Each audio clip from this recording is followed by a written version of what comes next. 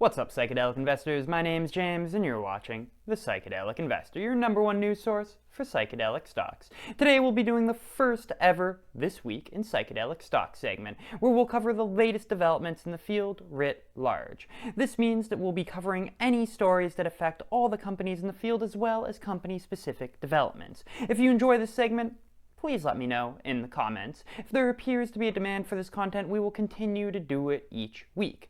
But if you would rather our time be spent on the types of videos we were doing before, we'll stick to that instead. It really is up to you guys, so please let me know in the comments. And, of course, you already know what's coming. If you enjoy the episode, please like and subscribe to fight against the YouTube algorithm and ensure you keep seeing this content. It is your continued support that keeps this channel alive. So, first up, let's cover the stories which affect all of the companies. To start, we have a proposed California law that would legalize magic mushrooms, MDMA, LSD, mescaline, ibogaine, and ketamine.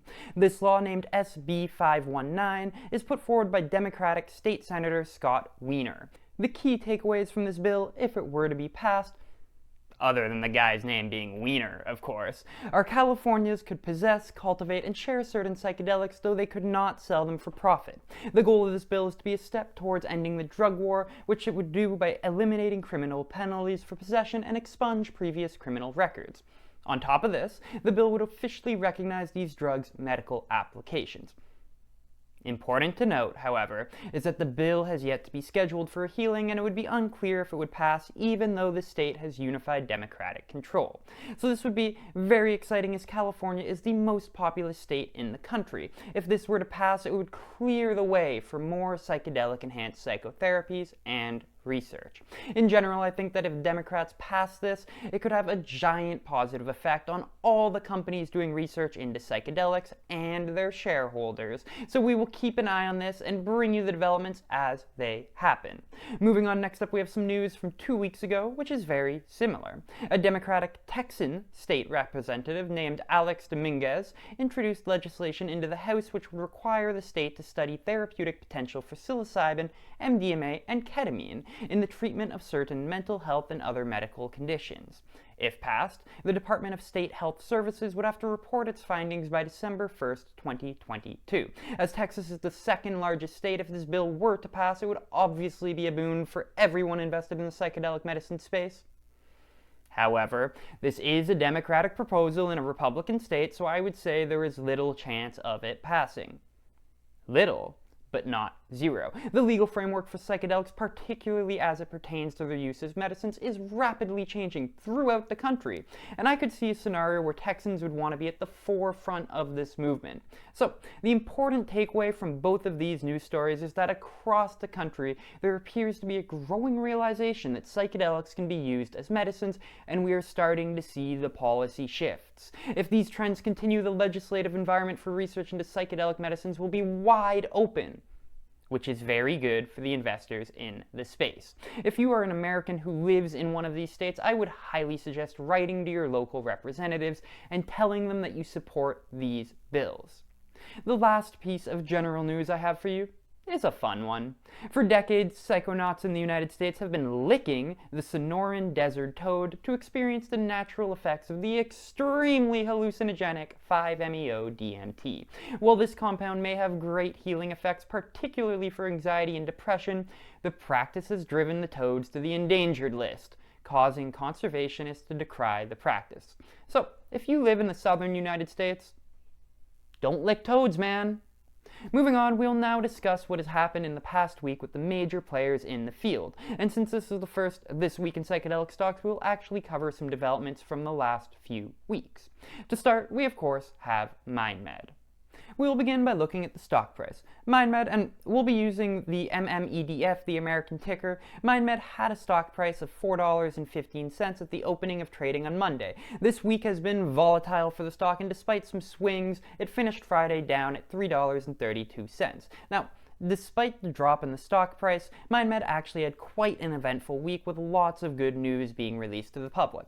So I would just say that the stock movement is based purely on speculation and the wider market trends and does not represent the good week that MindMed had.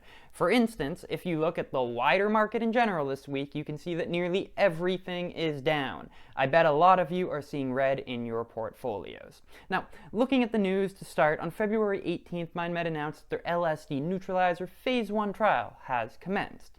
The company hopes that this technology will act as an off switch to an LSD trip, or possibly even for other psychedelics as well. And this can be useful for several reasons. First, a therapist could end a so-called bad trip were one to occur. Second, they could shorten the trip at the end of the session so that the patient is not feeling the effects of LSD for the entire day. So, guys, this is very exciting to me. As we talked about in our video why MindMed's LSD neutralizer is genius, I'll throw a card above. There are many problems with LSD-assisted psychotherapy relating to the long duration of LSD and the potential for bad trips. Having a neutralizing technology would circumvent these issues and enable LSD therapy as a concept. Now, we're only in Phase 1 trials, so there's a long way to go, but this will definitely be something we are keeping an eye on. Next up, MindMed announced on the 18th that they have acquired a company called Health Mode for around $41 million in Canadian, paid mostly in shares. Health Mode specializes in machine learning as it pertains to healthcare to increase the precision and speed of clinical research and patient monitoring. So, this acquisition will be very important for a few reasons. First off, it could almost be considered an acqui-hire, as now Health Mode's machine learning experts, they all work for MindMed. This will bolster their nascent digital medicines division, Albert, which is set to become a central piece of the company. Specifically, they will now have Daniel Carlin as their chief medical officer and Bradford Cross as their chief technology officer. One cool thing to note about Carlin is that he used to have a leadership position at Pfizer. A good quote from the press release is, "With the addition of Dan and Bradford's team of engineers and product experts, our digital medicines division, Albert, is now the special ops of digital medicine, applying machine learning to drug development and patient care." So the implications here are actually extremely important. MindMed is making it clear that they are as much of a tech company as they are a pharmaceutical company. Machine learning is set to disrupt the entire medical industry, and any company that does not invest in this technology will be left behind. So this is so important, in fact, that it's the topic of an upcoming video I'm doing on Albert and the future of MindMed. In short, MindMed is making a concerted push to be viewed primarily as a tech company, which would distinguish it from the other psychedelic companies in this field. And if you want to make sure that you don't miss this video, smash that like button and subscribe to the channel. You can consider this an investment in the channel whose returns you'll see immediately as you continue to get the information that you need to know before investing in the psychedelic medicines field. Last up for MindMed, we have news that they partnered with the New York University to establish the Center for Psychedelic Medicines. The school, using around $10 million in donations, $5 million of which came from MindMed, will create a new research center dedicated entirely to the field of psychedelic medicine. At the center, researchers will continue their work on psychedelics with a focus on psychiatry, medicine, and preclinical research. It will also create a dedicated psychedelic medicine research training program. And MindMed's contribution, by far the largest, will go towards salaried positions, training, and pilot research funds for 4 positions over 5 years. And CEO J.R. Ron said, MindMed's internal team will assist Bogan, Schutz, and Ross with programming, and help to both guide and translate R&D efforts into potential commercial drug development and therapeutic opportunities.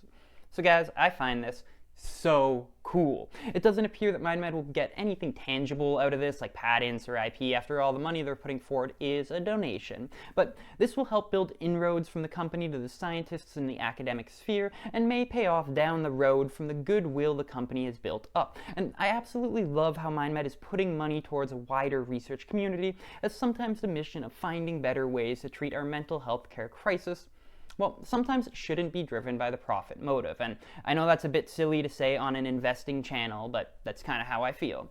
Anyhow, so moving on, next we have Compass Pathways. And just as a quick side note, guys, I'm going to try to talk more not only about Compass, but also Atai Life Sciences from now on, as they are the 2 closest competitors to MindMed, and the 3 of them make up the big 3 of psychedelic medicines company. As far as the stock goes, CMPS is down on the week. It started around $53 and it's now around $45. And again, this fall isn't based on anything substantive, as there really hasn't been any news this week. Like with MindMed stock, it's just based on speculation and the wider market conditions. Now, even though there was no news this week, I'm going to cover some of the news from the last few weeks, as we have not talked about it on this channel yet. First up, we have news from February 9th that Compass has expanded its Discovery Center through new collaborations with world-leading scientists. So the key thing to take away here is that Compass is expanding its research partnership to 2 new laboratories at UC San Diego School of Medicine and the Medical College of Wisconsin. And this will be done under the banner of something they call the Compass Discovery Center, which was originally a collaboration with the University of Sciences, but it is now expanding its presence across the United States. And the Discovery Center aims to develop new, optimized psychedelic compounds to address unmet medical needs. And importantly, Compass will be the exclusive licensee for all new compounds generated. So, what is super important to take away here is that Compass is continuing to progress in its efforts to find compounds that can be used to treat mental health maladies. And I know I haven't talked that much about the company, definitely not as much as I should, but you guys need to understand that Compass is advancing fast, and it is making the right partnerships.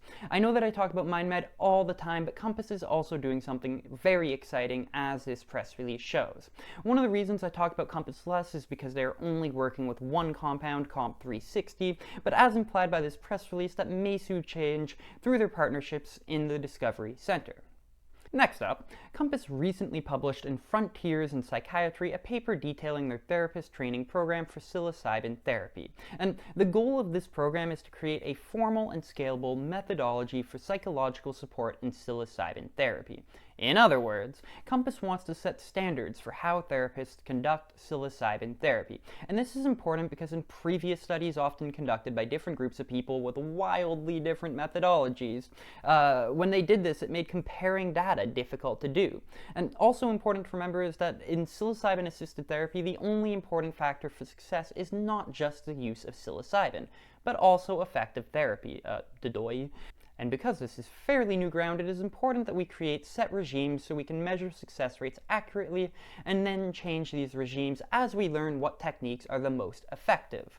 And once we have set regimes that have been shown to work, we need the infrastructure to train thousands or hundreds of thousands of therapists in these methods. And that is what Compass is working on. The training program they outline in this journal is the one that they are currently using in their own phase 2b clinical trials, testing the efficacy of treating treatment-resistant depression with their own proprietary form of psilocybin, Comp 360. So, I know guys, this might be a little boring, but it is actually very important news. Any company that ends up succeeding in bringing psychedelic medicines to market will need to have invested in creating the infrastructure for psychedelic-assisted psychotherapy. And that is what Compass is doing here.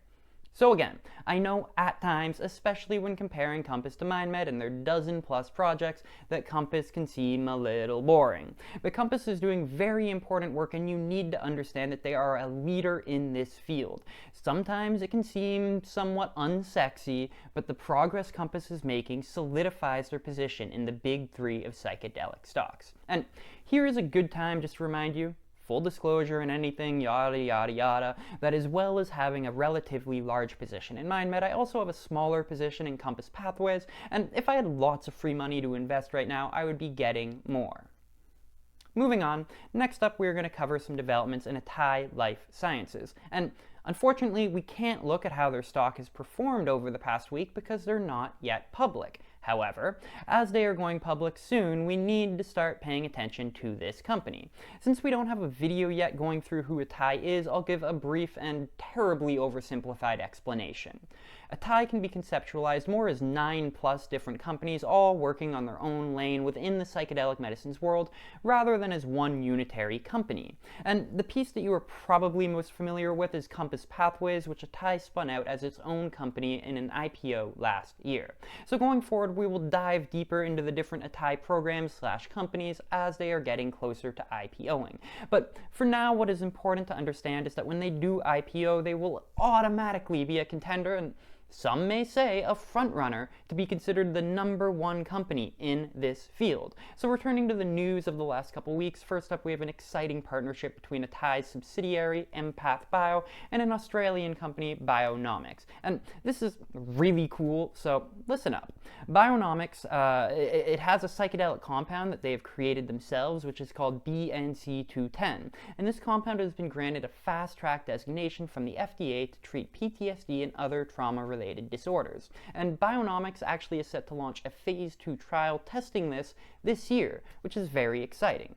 Empath Bio, the Atai subsidiary, also has their own proprietary compound, which they named EMP01, which is a derivative of MDMA. And little side note, MDMA to treat PTSD is perhaps the most exciting development in the psychedelic medicines field. MAPS, a non-profit group, which I know, I really need to do a video on these guys one of these days. They're currently doing a phase 3 trial testing this. But back to Empath Bio, they are still in the preclinical stages with their EMP01 and MDMA derivative. The news here is that these two companies have actually agreed to create a regime that combines both of their drugs in an attempt to treat PTSD. And basically the goal of this collaboration is to create a protocol that is similar to the MDMA treatments for PTSD, but one that does away with the potential negative side effects. So personally, I have zero idea if this is going to work or not, but it's super cool. These are the types of stories that make me excited about the psychedelic medicine space and which make me excited to invest in Atai once I get the opportunity. The second piece of news on Atai comes from February 19th, and this involves another subsidiary of theirs called Perception Neuroscience. This company has completed a phase 1 trial testing the safety of treating treatment-resistant depression with R-ketamine. And R-ketamine is just a ketamine derivative or a stereoisomer, technically, which means the chemical structure is created in a mirror image of ketamine. And Atai says this trial, well, it went well, and they're preparing to move on to phase 2 trials this year. So the importance here is just to show that Atai's companies seem to be progressing through the clinical trial steps. Again, this trial is at an early stage, so it will be several years before we have a clear understanding on how well it works in treating depression, but the fact that phase 1 was successful is very exciting. We will definitely have a video on Atai in the coming weeks, but for now, just know that the companies under their banner seem to be rocketing ahead at full speed. When this company goes public, date still unannounced unfortunately, they will automatically be competing for the label of the most progressed psychedelic medicines company. Awesome. So we've covered the 3 main companies in the field, but now we will very briefly cover a story on a smaller company, Field Trip Health, who is using ketamine-enhanced psychotherapy to treat depression. Field Trip announced that they will be raising $50 million in funds. And as we talk about all the time on this channel, proving the efficacy of psychedelic medicines is expensive, and any company that wants to succeed will need lots of money. Bags of money, oodles and oodles of money. And that is part of the reason I mostly only talk about MindMed, Atai, and Compass, because frankly no one else really has the money necessary to see the mission through. And with the extra $50 million in the bank though, Field Trip may be close to forcing itself into the conversation. And for anyone upset over dilution, don't be an idiot. It is unavoidable in this field, and all investors should expect further dilution in the future to fund their projects. So with this move, Field Trip has moved itself up on my list of companies to do videos of once I have the time to do it. If you enjoyed this episode, let us know in the comments, and check out some of the content that you see on your screen now to keep learning about this exciting investment opportunity. And of course, support the channel with your like and subscribe. YouTube doesn't like sharing content from small channels like ours, so your interactions with the videos are essential for our continued survival. Thank you all so much. I love you all. This is James from the Psychedelic Investor, signing out. I'll see you next time.